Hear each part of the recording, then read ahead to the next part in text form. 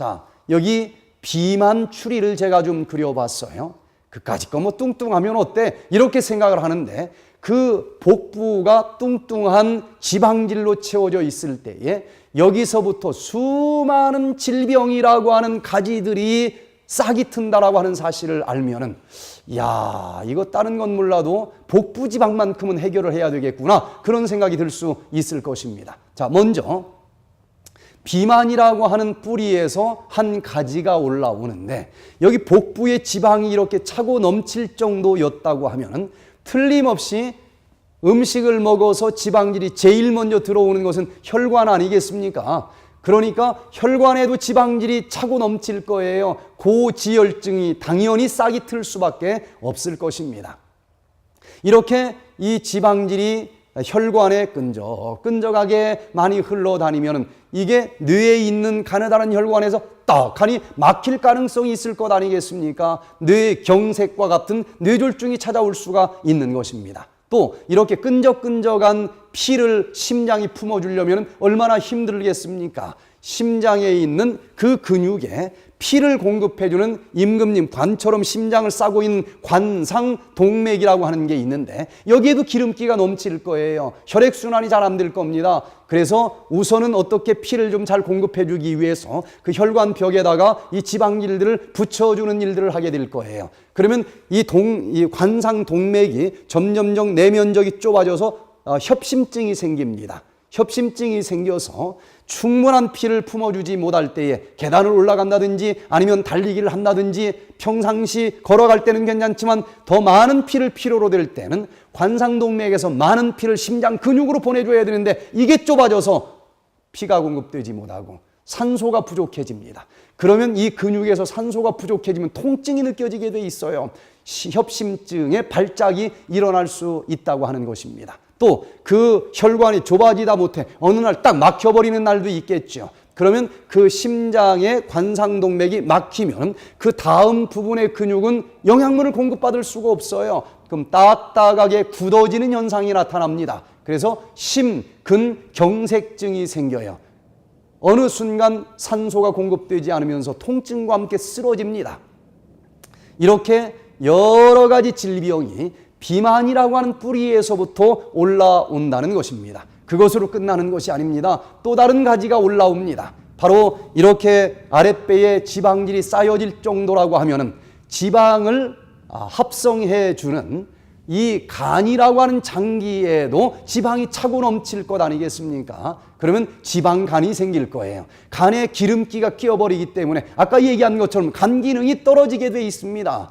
그러면은 간 기능이 떨어지면 여기 간세포에서 면역세포도 만들어내게 되어 있는데 면역력도 약해지겠죠. 그럼 B형 간염 바이러스가 들어왔을 때에 면역력이 강한 사람들은 네가 여기 어딘 줄 알고 들어왔어? 그러면서 딱 한 방 치면은 전쟁이 끝납니다. 뭐 약간 몸살하는 것처럼 좀 몸이 무거웠고 열이 나기는 하지만은 금세 전쟁이 끝나버리고 B형 간염 항체가 생겨버리는 것입니다. 그런데 이렇게 지방간이 생기면서 면역력이 약해지면 B형 간염 바이러스가 들어왔는데도 잡아먹을 힘이 없어요. 그러면 얘가 얼른 이 간 세포 속에 있는 핵산 속으로 들어가 집을 짓습니다. 그럼 B형 간염 보균자가 되는 거예요. B형 간염 보균자가 됐는데 뒤늦게 T임파구와 순찰을 하다가 너 왜 남의 집에 와서 무단 침입을 하고 있는 거야? 그러면서 뒤늦게 T임파구가 B형 간염 바이러스 잡아먹는다고 따왈총을 쏘기 시작을 하는데 B형 간염만 죽이는 것이 아닙니다. 그 세포 속에 들어갔기 때문에 간세포 자체를 다 망가뜨려 버리는 거예요. 그러면 간염 수치가 높아집니다. 피곤해지는 거예요. 이렇게 지속적으로 계속 공격을 받고 자극을 받고 상처를 받다 보면은 이제 간이 자갈처럼 딱딱하게 굳어지는 현상까지 진행이 되는데 이름하여 간경화증이 생깁니다.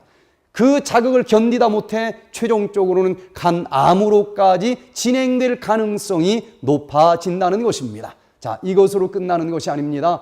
이 뿌리에서 비만이라고 하는 뿌리에서 또 다른 가지 하나가 올라오는데요. 바로 당뇨병이라고 하는 가지가 올라옵니다. 자, 이렇게 뚱뚱할 정도가 되면 혈관의 포도당이 많이 차고 넘치도록 먹어줬다는 얘기일 것이고 혈관에 포도당이 넘치는 것을 우리는 당뇨병이라고 얘기를 합니다. 비만을 가진 사람들은 확실히 당뇨병에 걸릴 가능성이 높아지는 것입니다. 자, 피가 이제 끈적끈적해졌어요. 그러면 여기 눈에도 영양분을 충분히 공급해주지 못하는 현상이 벌어지겠죠. 그러면 이것이 서서히 죽어가면서 백내장, 녹내장이 걸릴 가능성이 높아집니다. 그리고 이 끈적끈적한 피를 어떻게 해서든지 좀 청소를 해줘야 되겠다. 신장에서 이 피를 걸러줘서 소변으로 당을 계속 버려주는 일이 생길 텐데 그 신장이 너무너무 과로를 하면서 지치게 돼 있습니다. 그래서 신부전증이 따라오는 일을 우리는 많이 보게 됩니다. 거기다가 이제 영양분이 끈적끈적한 당뇨병, 합병증으로 전달이 되지 않으면서 신경이 죽어가는데 신경이 죽어가는 과정에서 얼마나 통증이 심각해지는지 몰라요. 신경병증이 생길 수 있습니다. 이 당뇨병 가지에서 셋까지 하나가 또 올라옵니다.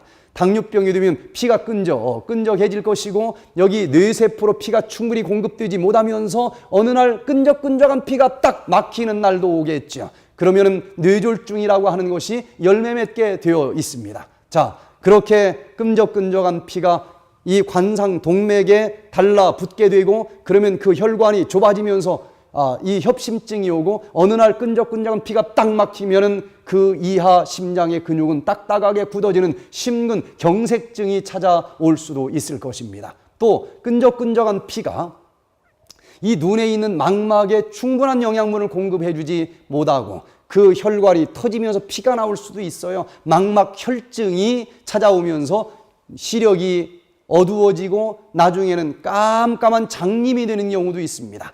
끈적끈적한 피가 저 발가락 끝에 가서 흐르지 못할 수가 있어요. 영양분이 공급되지 못하기 때문에 썩어 들어가는 수족 괴사라고 하는 무서운 합병증이 찾아올 수도 있는 것입니다. 자, 이 비만이라고 하는 뿌리에서 또 다른 가지가 하나 올라옵니다. 바로 이 끈적끈적한 피를 어떻게 해서든지 혈관벽에 붙여서라도 우선 혈액순환이 되게 하려고 하는 조절작용 과정에서 그 동맥은 딱딱하게 굳을 수밖에 없고 동맥경화증이 찾아올 것입니다. 동맥경화증과 더불어 혈압은 당연히 높아질 것이고 고혈압이 따라옵니다. 그 혈압을 이기지 못하고 뇌혈관이 터지면서 뇌출혈이 찾아올 수도 있을 거예요.